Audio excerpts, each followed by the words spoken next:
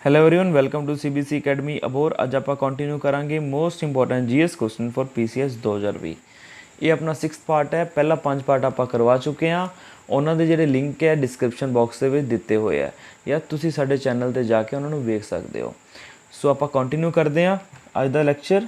ਹਾਂਜੀ, ਆਪਣਾ ਪਹਿਲਾ ਕੁਐਸਚਨ ਹੈ એનર્ਜੀ ਆਫ ਵਿੰਡ ਇਜ਼। ਆਪਣੇ ਕੋਲ ਆਪਸ਼ਨ ਦਿੱਤੇ ਹੋਏ ਆ only potential, only kinetic, electrical, potential and kinetic both. मैं थोड़ा थोड़ा दसना चाहूँगा जिहड़ी भी चीज़ मूव कर रही है, चाहे वाटर है, विंड है, ਉਹਦੇ ਵਿੱਚ कनेटिक एनर्जी है। अगर कोई चीज़ हाइट ते है तो ਉਹਦੇ ਵਿੱਚ पोटेंशियल एनर्जी है। जिवें ਤੁਹਾਨੂੰ पता होगा ਜਿਹੜਾ ਆਪਣੀ कनेटिक एनर्जी ਉਹਦਾ ਫਾਰਮੂਲਾ ਹੁੰਦਾ 12mv²। ਤਾਂ ਜਿਹੜੀਆਂ ਵੀ ਚੀਜ਼ਾਂ मूव ਕਰਦੀਆਂ ਉਹਦੇ ਵਿੱਚ ਹੁੰਦੀ ਹੈ कनेटिक एनर्जी। सो विंड ਦੇ ਵਿੱਚ ਹੁੰਦੀ ਹੈ कनेटिक एनर्जी। ਜਿਹੜੀ ਵੀ ਚੀਜ਼ ਹਾਈਟ ਤੇ ਪਈ ਹੈ ਉਹਦੇ ਵਿੱਚ ਹੋਊਗੀ ਪੋਟੈਂਸ਼ੀਅਲ એનર્ਜੀ। mgh ਫਾਰਮੂਲਾ ਹੁੰਦਾ ਪੋਟੈਂਸ਼ੀਅਲ એનર્ਜੀ ਦਾ। ਸੋ ਜਿਹੜੀ એનર્ਜੀ ਆਫ ਵਿੰਡ ਹੈ ਉਹ ਹੈ ਆਪਣੇ ਕੋਲ ਕਨੈਟਿਕ એનર્ਜੀ ਦੀ ਫਾਰਮ ਹੈ। ਜਿਹੜਾ ਵਾਟਰ ਫਲੋ ਕਰਦਾ ਡੈਮਸ ਦੇ ਵਿੱਚ ਉਹ ਵੀ ਕਨੈਟਿਕ એનર્ਜੀ ਦੀ ਫਾਰਮ ਹੈ। ਸੋ ਸਾਰੀਆਂ ਗੱਲਾਂ ਆਪਾਂ ਧਿਆਨ ਦੇ ਵਿੱਚ ਰੱਖਣੀਆਂ। ਜਿਹੜਾ ਆਪਾਂ ਇਹਦੀ ਐਕਸਪਲੇਨੇਸ਼ਨ ਆਪਾਂ ਪੜ੍ਹਦੇ ਹਾਂ, all the moving things have kinetic energy. ਜਿੰਨੀਆਂ ਵੀ ਚੀਜ਼ਾਂ ਚੱਲ ਰਹੀਆਂ ਉਹਨਾਂ ਵਿੱਚ ਹੁੰਦੀ ਹੈ kinetic energy. It is energy possessed by an object due to its motion और मूवमेंट। ये ऐसी एनर्जी है जो ऑब्जेक्ट मूव करता है या चलता है उदों आती है। जे मैं तुहानूं कहा 12mv², वी की हुंदा इहदे विच वेलोसिटी। वेलोसिटी की हुंदा जे मूवमेंट करना किसी चीज़ की। जदों कोई भी चीज़ डिस्प्लेस हुंदी है या मूव करती है उहदे विच हुंदी है kinetic energy. Wind energy is a kinetic energy of air in motion. जिवें एयर की हुंदी है मोशन दे विच हुंदी है तो विंड एनर्जी की होगी kinetic energy. The kinetic energy of the wind energy can be converted into mechanical and the electrical energy. जिवें आपां नूं पता जिहड़ी अपने विंड फार्म्स है, जिहड़ी विंड दे विच कनैटिक एनर्जी हुंदी है उहनूं चेंज कर लैंदे आ इलैक्ट्रिकल एनर्जी दे विच, जिहदे राहीं प्रोड्यूस हुंदी है इलैक्ट्रिसिटी। ਆਪਾਂ ਇਹ ਸਾਰੀਆਂ ਗੱਲਾਂ ਧਿਆਨ ਦੇ ਵਿੱਚ ਰੱਖਣੀਆਂ ਵੀ ਜਿਹੜੀ ਵੀ ਚੀਜ਼ ਮੂਵ ਕਰ ਰਹੀ ਹੈ ਉਹਦੇ ਵਿੱਚ ਕਿਹੜੀ એનર્ਜੀ ਹੁੰਦੀ ਹੈ ਕਨੈਟਿਕ એનર્ਜੀ, ਜਾਂ ਕੋਈ ਜਿਹੜੀ ਹਾਈਟ ਦੀ ਚੀਜ਼ ਹੈ ਉਹਦੇ ਵਿੱਚ ਕਿਹੜੀ એનર્ਜੀ ਹੁੰਦੀ ਹੈ ਪੋਟੈਂਸ਼ੀਅਲ એનર્ਜੀ। ਇਹ ਸਾਰੀ ਹੋਪਫੁਲੀ ਤੁਹਾਨੂੰ ਸਾਰਾ ਕਨਸੈਪਟ ਕਲੀਅਰ ਹੋ ਗਿਆ ਹੋਊਗਾ। ਆਪਾਂ ਅੱਗੇ ਕਨਸੈਪਟ ਅਗਲੇ ਜਿਹੜਾ ਕੁਐਸਚਨ ਹੈ ਉਹਦੇ ਤੇ ਮੂਵ ਕਰਦੇ ਹਾਂ। ਹਾਂਜੀ, the colour of the star is an indication of its. ਜਿਹੜਾ ਸਟਾਰ ਦਾ ਕਲਰ ਹੈ ਉਹ ਕੀ ਇੰਡੀਕੇਟ ਕਰਦਾ ਜਾਂ ਕੀ ਰਿਪਰੈਜ਼ੈਂਟ ਕਰਦਾ ਹੈ? ਤਾਂ ਆਪਣੇ ਆਪਸ਼ਨਸ ਹੈ distance from the earth, temperature, luminosity, the distance from the sun. पहला ऑप्शन है जोड़ा भी अर्थ का डिस्टेंस है सन तो वो करके यदा कलर होंगे, या टैंपरेचर करके यदा कलर होंगे। थर्ड ऑप्शन है ल्यूमिनिसिटी करके यदा कलर होंगे, या जोड़ा इनका डिस्टेंस है सन करके वह कलर वो करके कलर होंगे। तो अपना करैक्ट ऑप्शन है टैंपरेचर करके यदा कलर होंगे। जोड़ा स्टार्स का कलर होंगे टैंपरेचर करके होंगे। आप थोड़ी जी एक्सप्लेनेशन पढ़ते हैं। The colour of the stars reflect the age and the temperature of the stars. Colour is reflected from the fusion of the reaction which indicates the temperature. जोड़ा colour होंदा है वो रिफ्लैक्ट की करता है भी टैंपरेचर कितना है स्टार्स का, या उसकी एज कितनी है। ये कित्थों पता लगता है? कलर ऑफ द स्टार्स तो। हाँ जी, जी फ्यूजन होंदी है वो करके टैंपरेचर हो जाता है तो वो करके कलर बनता है। If the temperature is high than the star is young. अगर टैंपरेचर हाई है तो वो जो स्टार है वो यंग है, या कह सकते नवा स्टार है। The star will be blue during the young stage which indicate high temperature. If the star is red, the temperature is low. अगर ਉਹਦਾ temperature high है, या कह सकते हैं स्टार यंग है, ਉਹਦਾ रंग की होगा ब्लू होगा। अगर स्टार मतलब बुढ़ा हो गया या ओल्ड है तो ਉਹਦਾ कलर की होगा रेड, तो ਉਹਦੇ ਵਿੱਚ temperature भी लो होगा। फ्यूजन किहदे करके हुंदी है? हाई टैंपरेचर करके फ्यूजन हुंदी है।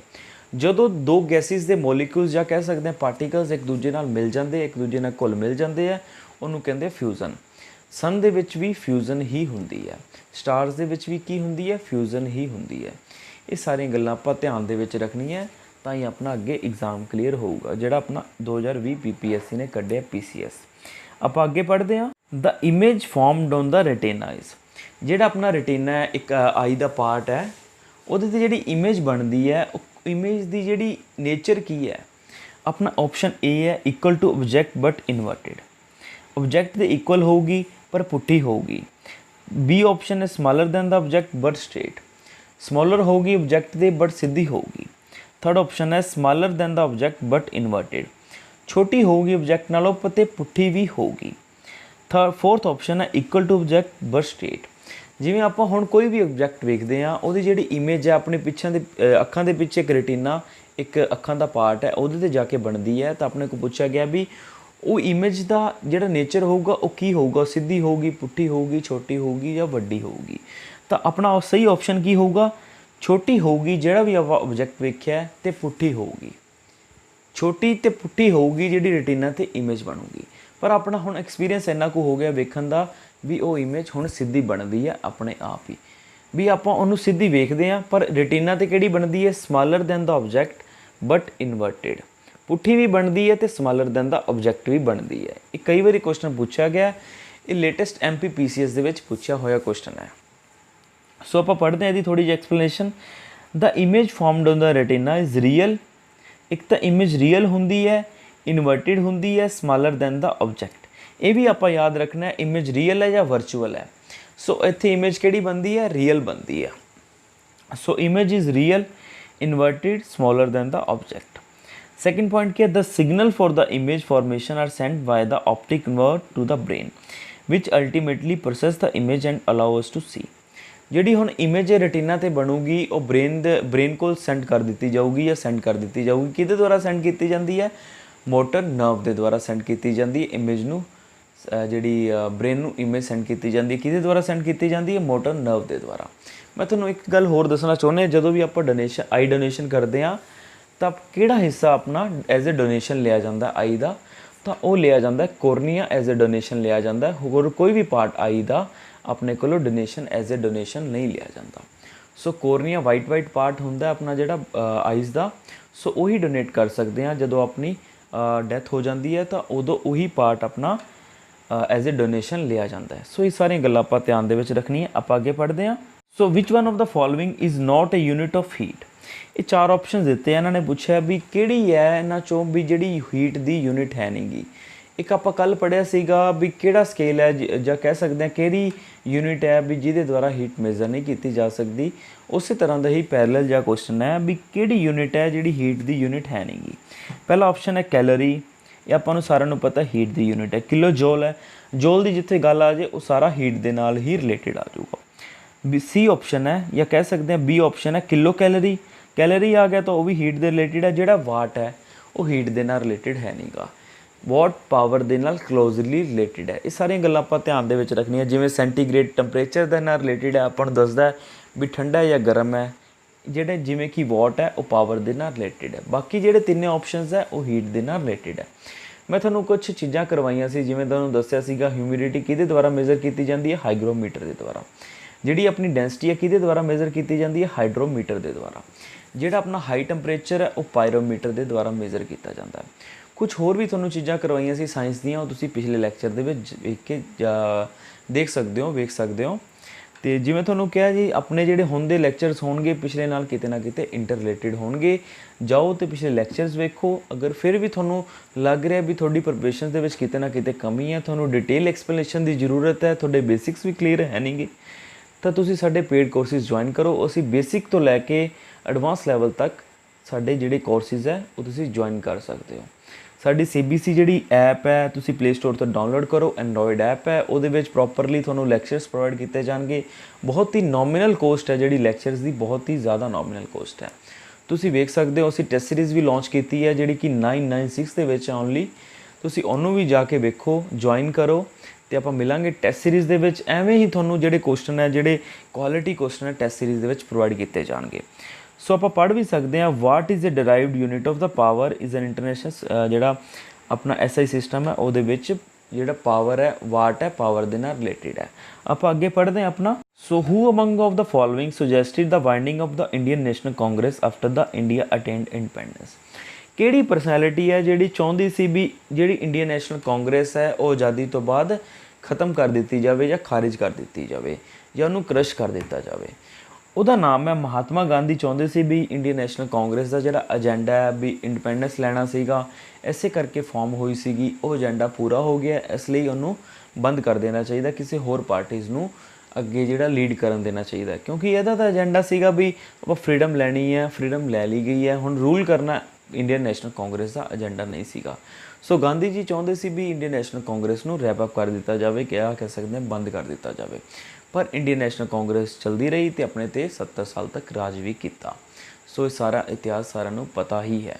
सो आप अगला क्वेश्चन करते हैं जी। अपना नैक्सट क्वेश्चन है, under the constitution of India which one of the following is not a fundamental duty. जिमें थोनों पता है जी अपने फंडामेंटल राइट्स है, फंडामेंटल ड्यूटीज़ है, डायरैक्टिव प्रिंसीपल्स है। ਉਹਦੇ ਵਿੱਚ ਹੁਣ ਜਿਵੇਂ ਆਪਾਂ ਨੂੰ ਕੁਐਸਚਨ 'ਚ ਪੁੱਛਿਆ ਗਿਆ ਕੁਝ 4 ਡਿਊਟੀਜ਼ ਦੇਤੀਆਂ, ਉਹਦੇ ਵਿੱਚ ਪੁੱਛਿਆ ਵੀ ਕਿਹੜੀ ਡਿਊਟੀ ਆਪਣੇ ਫੰਡਾਮੈਂਟਲ ਡਿਊਟੀਜ਼ ਦੇ ਵਿੱਚ ਮੈਂਸ਼ਨ ਨਹੀਂ ਕੀਤੀ ਗਈ, ਜਾਂ ਕਹਿ ਸਕਦੇ ਹਾਂ ਜਿਹੜੀਆਂ ਆਪਣੀਆਂ ਕਨਸਟੀਟਿਊਸ਼ਨ ਦੇ ਵਿੱਚ ਡਿਊਟੀਜ਼ ਹੈ ਉਹਦੇ ਵਿੱਚ ਮੈਂਸ਼ਨ ਨਹੀਂ ਕੀਤੀ ਗਈ। ਆਪਾਂ ਆਪਸ਼ਨ ਏ ਪੜ੍ਹਦੇ ਹਾਂ, to vote in public elections, to develop the scientific temper, to safeguard the public property, to abide by the constitution, respect and ideal. ਜਿਹੜੀ ਆਪਣੀ ਪਹਿਲੀ ਡਿਊਟੀ ਦਿੱਤੀ ਹੋਈ ਹੈ ਚਾਰਾਂ ਆਪਸ਼ਨ ਦੇ ਵਿੱਚੋਂ, ਉਹ ਆਪਣੀ ਡਿਊਟੀ ਮੈਂਸ਼ਨ ਨਹੀਂ ਗੀ ਕਨਸਟੀਟਿਊਸ਼ਨ ਦੇ ਵਿੱਚ, ਜਾਂ ਕਹਿ ਸਕਦੇ ਆ ਫੰਡਾਮੈਂਟਲ ਡਿਊਟੀਜ਼ ਦੇ ਵਿੱਚ ਮੈਂਸ਼ਨ ਹੈ ਨਹੀਂ ਗੀ। ਹੁਣ ਤੁਹਾਨੂੰ ਕੁਝ ਗੱਲਾਂ ਦੱਸਣਾ ਚਾਹੂੰਗਾ ਫੰਡਾਮੈਂਟਲ ਡਿਊਟੀਜ਼ ਬਾਰੇ। ਇੱਕ ਕਮੇਟੀ ਫਾਰਮ ਕੀਤੀ ਗਈ ਸੀ, ਸਵਰਨ ਸਿੰਘ ਕਮੇਟੀ ਕਿਹਾ ਜਾਂਦਾ ਹੈ। ਉਹਦੀ ਰეკਮੈਂਡੇਸ਼ਨ 'ਤੇ ਆਪਣੇ ਫੰਡਾਮੈਂਟਲ ਡਿਊਟੀਜ਼ ਆਪਣੇ ਕਨਸਟੀਟਿਊਸ਼ਨ ਦੇ ਵਿੱਚ ਇਨਕਲਕੇਟ ਕੀਤੀਆਂ ਗਈਆਂ ਜਾਂ ਇਨਵੋਲਵ ਕੀਤੀਆਂ ਗਈਆਂ। ਕਦੋਂ ਕੀਤੀਆਂ ਗਈਆਂ? 42nd ਅਮੈਂਡਮੈਂਟ 1972 ਦੇ ਵਿੱਚ ਕੀਤੀਆਂ। 42nd ਅਮੈਂਡਮੈਂਟ 1976 ਦੇ ਵਿੱਚ ਕੀਤੀਆਂ ਗਈਆਂ ਫੰਡਾਮੈਂਟਲ ਡਿਊਟੀਜ਼ ਇਨਕਲਕੇਟ ਆਪਣੇ ਇੰਡੀਅਨ ਕਨਸਟੀਟਿਊਸ਼ਨ। ਕਦੋਂ ਕੀਤੀਆਂ ਗਈਆਂ? 42nd amendment 1976। ਮਿਨੀ ਕਨਸਟੀਟਿਊਸ਼ਨ ਕਿਹਨੂੰ ਕਿਹਾ ਜਾਂਦਾ ਹੈ? 42nd ਅਮੈਂਡਮੈਂਟ ਨੂੰ ਹੀ ਕਿਹਾ ਜਾਂਦਾ ਹੈ ਮਿਨੀ ਕਨਸਟੀਟਿਊਸ਼ਨ। ਇਹ ਸਾਰੀਆਂ ਗੱਲਾਂ ਆਪਾਂ ਧਿਆਨ ਰੱਖਣੀਆਂ ਕਿਉਂਕਿ PPSC ਨੇ 2018 ਵਿੱਚ ਪੁੱਛਿਆ ਸੀਗਾ ਮਿਨੀ ਕਨਸਟੀਟਿਊਸ਼ਨ ਕਿਹੜੀ ਅਮੈਂਡਮੈਂਟ ਨੂੰ ਕਿਹਾ ਜਾਂਦਾ ਹੈ, ਤਾਂ ਕਿਹਾ ਜਾਂਦਾ ਹੈ 42 ਅਮੈਂਡਮੈਂਟ 1976 ਨੂੰ ਕਿਹਾ ਜਾਂਦਾ mini constitution of India. So 42 amendment ਦੇ ਅਕੋਰਡਿੰਗ ਫੰਡਾਮੈਂਟਲ ਡਿਊਟੀਜ਼ ਇੰਡੀਆ ਦੇ ਕਨਸਟੀਟਿਊਸ਼ਨ ਦੇ ਵਿੱਚ ਐਡ ਕੀਤੀਆਂ ਗਈਆਂ ਸੀਗੀਆਂ।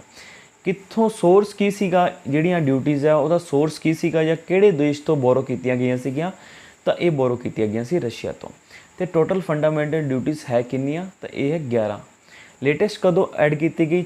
86ਵੀਂ ਅਮੈਂਡਮੈਂਟ 2002 ਦੇ ਵਿੱਚ ਲੇਟੈਸਟ ਡਿਊਟੀ ਐਡ ਕੀਤੀ ਗਈ। ਤੇ ਆਪਣਾ ਕਿਹੜਾ ਪਾਰਟ ਹੈ ਜਿਹੜਾ ਫੰਡਾਮੈਂਟਲ ਡਿਊਟੀਜ਼ ਦੇ ਨਾਲ ਡੀਲ ਕਰਦਾ ਹੈ, ਤਾਂ ਇਹ ਪਾਰਟ 4A ਹੈ ਜਿਹੜਾ ਫੰਡਾਮੈਂਟਲ ਡਿਊਟੀਜ਼ ਦੇ ਨਾਲ ਡੀਲ ਕਰਦਾ। ਕਿਹੜਾ ਆਰਟੀਕਲ ਹੈ ਜਿਹੜਾ ਫੰਡਾਮੈਂਟਲ ਡਿਊਟੀਜ਼ ਦੇ ਨਾਲ ਡੀਲ ਕਰਦਾ, ਤਾਂ ਆਪਣਾ ਆਨਸਰ ਆ ਜਾਊਗਾ 51A ਆਰਟੀਕਲ ਹੈ ਕਨਸਟੀਟਿਊਸ਼ਨ ਦਾ ਜਿਹੜਾ ਫੰਡਾਮੈਂਟਲ ਡਿਊਟੀਜ਼ ਦੇ ਨਾਲ ਡੀਲ ਕਰਦਾ। ਜਿਵੇਂ ਤੁਹਾਨੂੰ ਵਾਰ-ਵਾਰ ਬੋਲਦਾ ਕਿ ਜਿਹੜੇ ਆਪਣਾ ਕਨਸਟੀਟਿਊਸ਼ਨ ਹੈ ਪਾਰਟਸ, ਸ਼ੈਡਿਊਲਸ ਤੇ ਆਰਟੀਕਲਸ ਦੇ ਵਿੱਚ ਡਿਵਾਈਡਡ ਹੈ। ਜਿਹੜੇ ਆਪਣੇ ਪਾਰਟਸ ਹੈ 25 ਪਾਰਟਸ ਹੈ, ਜਿਹੜੇ ਸ਼ੈਡਿਊਲਸ ਹੈ 12 ਸ਼ੈਡਿਊਲਸ ਹੈ, ਤੇ ਆਰਟੀਕਲ 465 ਹੈ।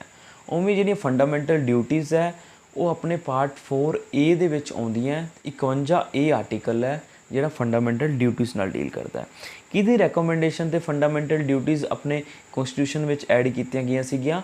ਉਹ ਕਮੇਟੀ ਸੀਗੀ ਸਵਰਨ ਸਿੰਘ ਕਮੇਟੀ। ਤੇ ਕੀ ਆਪਣਾ ਕਿਹੜੇ ਦੇਸ਼ ਤੋਂ ਬੋਰੋ ਕੀਤੀਆਂ? ਆਪਾਂ ਬੋਰੋ ਕੀਤੀਆਂ ਰਸ਼ੀਆ ਤੋਂ।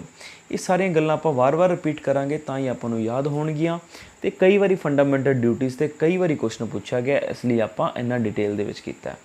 ਹੋਪਫੁਲੀ ਤੁਹਾਨੂੰ ਫੰਡਾਮੈਂਟਲ ਡਿਊਟੀ ਸਮਝ ਆ ਗਈਆਂ ਹੋਣਗੀਆਂ। ਜਿਹੜੀਆਂ ਪ੍ਰੋਪਰ ਫੰਡਾਮੈਂਟਲ ਡਿਊਟੀਜ਼ ਹੈ 11 ਦੇ 11 ਉਹ ਤੁਸੀਂ ਕਿਤੋਂ ਵੀ ਨੈੱਟ ਤੋਂ ਪੜ੍ਹ ਸਕਦੇ ਹੋ। ਬਾਕੀ ਆ 3 ਦਿੱਤੀਆਂ ਹੋਈਆਂ, ਬਾਕੀ ਜਿਹੜੀਆਂ 8 ਰਹਿ ਗਈਆਂ ਉਹ ਕਿਤੋਂ ਨਾ ਕਿਤੋਂ ਨੈੱਟ ਤੋਂ ਤੁਸੀਂ ਪੜ੍ਹ ਸਕਦੇ ਹੋ ਆਪ ਹੀ। ਸੋ ਆਪਾਂ ਹਾਂਜੀ, which one of the following country does not border the Caspian sea. ਆਪਾਂ ਨੂੰ ਪਤਾ ਜੀ ਕੈਸਪੀਅਨ ਸੀ ਇੱਕ ਇਨਲੈਂਡ ਸੀ ਹੈ ਏਸ਼ੀਆ ਦੀ, ਜਿਹੜੀ ਅੱਡ ਕਰਦੀ ਹੈ ਏਸ਼ੀਆ ਅਤੇ ਯੂਰਪ ਨੂੰ। ਸੋ ਬਹੁਤ ਹੀ ਇੰਪੋਰਟੈਂਟ ਸੀ, ਅੱਜ ਕੱਲ੍ਹ ਸੁੱਕ ਰਹੀ ਹੈ। ਸੋ ਇਸ ਲਈ ਇਹਦੇ 'ਤੇ ਕੁਐਸਚਨ ਬਣਨਾ ਬਹੁਤ ਹੀ ਲਾਜ਼ਮੀ ਜਿਹਾ ਹੋ ਗਿਆ PPSC ਦੇ ਐਗਜ਼ਾਮ ਲਈ। ਸੋ ਇਸ ਲਈ ਆਪਾਂ ਸੀ ਦੇ ਜਿਹੜੀ ਬਾਰਡਰਿੰਗ ਕੰਟਰੀਜ਼ ਹੈ ਆਪਾਂ ਉਹਨਾਂ ਨੂੰ ਪੜ੍ਹਾਂਗੇ।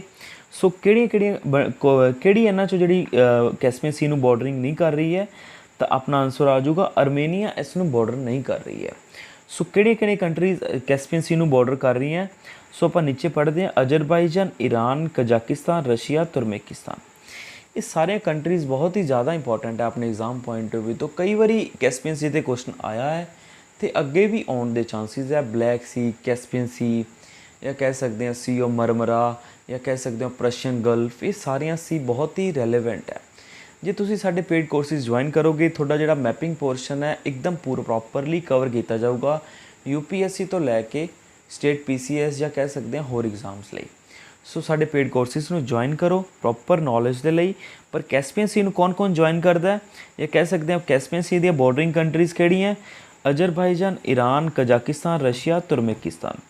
ਸੋ ਬਹੁਤ ਹੀ ਜ਼ਿਆਦਾ ਇੰਪੋਰਟੈਂਟ ਹੈ Azerbaijan, Iran, Kazakhstan, Russia, Turkmenistan. So ਭੁੱਲਣਾ ਨਹੀਂ ਆਪਾਂ ਇਹਨਾਂ ਸਾਰੀਆਂ ਕੰਟਰੀਜ਼ ਨੂੰ।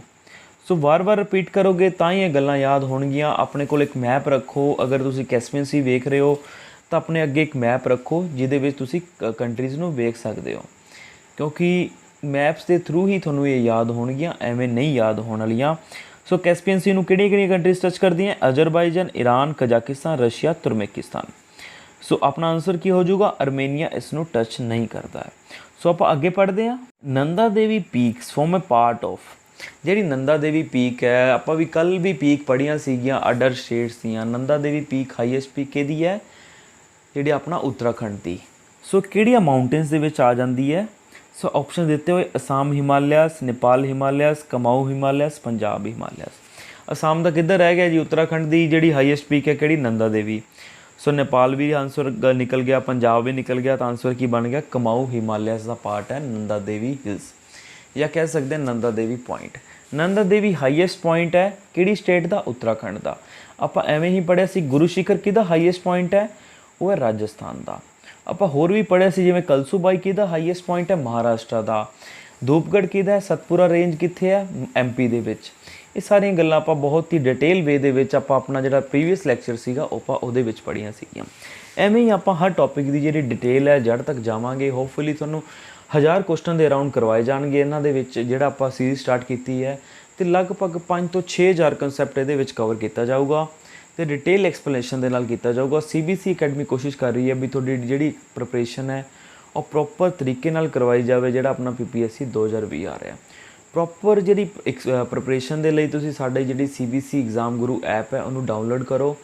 ਉਹ ਆਪਣੇ ਕਰੰਟ ਅਫੇਅਰ ਵੇਖ ਸਕਦੇ ਹੋ ਤੁਸੀਂ ਉੱਥੇ, ਸਾਡੀ ਟੈਸਟ ਸੀਰੀਜ਼ ਜੁਆਇਨ ਕਰ ਸਕਦੇ ਹੋ, ਅਤੇ ਜਿਹੜੇ ਸਾਡੇ PCS ਦੇ ਨਿਊਲੀ ਲਾਂਚਡ ਕੋਰਸਿਸ ਹੈ ਉਹਨਾਂ ਨੂੰ ਵੀ ਵੇਖ ਸਕਦੇ ਹੋ ਜਾਂ ਜੁਆਇਨ ਕਰ ਸਕਦੇ ਹੋ। Thank you very much for watching this lecture. ਆਪਾਂ ਅੱਗੇ ਦੀ ਜਿਹੜਾ ਲੈਕਚਰ ਹੈ ਉਹ ਕੱਲ੍ਹ ਕੰਟੀਨਿਊ ਕਰਾਂਗੇ। Thank you.